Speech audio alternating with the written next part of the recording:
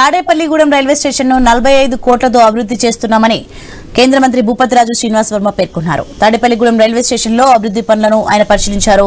గతంలో 27 కోట్ల నిధులు మంజూరు చేశామని, ఇంకా తాడేపల్లిగూడెం స్టేషన్ అభివృద్ధి కోసం మరో 18 కోట్ల రూపాయలు అదనంగా కేటాయించామని పేర్కొన్నారు. త్వరలో తాడేపల్లిగూడెం రైల్వే స్టేషన్ లో వందే భారత్ రైల్ హైదరాబాద్ విశాఖపట్నం ప్రయాణానికి అందుబాటులో ఉండే విధంగా ఏర్పాటు చేస్తామన్నారు. అలాగే నర్సాపురం అరుణాచలం స్పెషల్ ట్రైన్ వారాంతపు రైలు ఏర్పాటుకు మంచి స్పందన లభించిందని కేంద్ర మంత్రి పేర్కొన్నారు.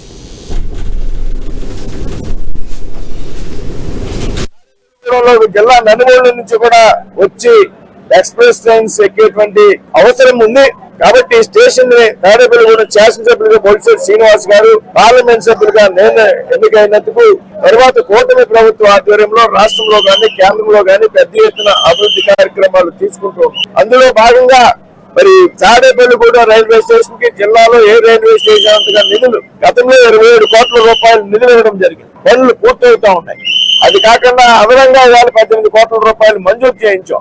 మొత్తం 45 కోట్ల రూపాయలు తాడేపల్లిగూడెం రైల్వే స్టేషన్ కి అభివృద్ధి పనుల నుంచి కేటాయించడం జరిగింది. రాబోయేటువంటి రోజుల్లో కూడా పెద్ద ఎత్తున అభివృద్ధి కార్యక్రమాలు చేస్తాం.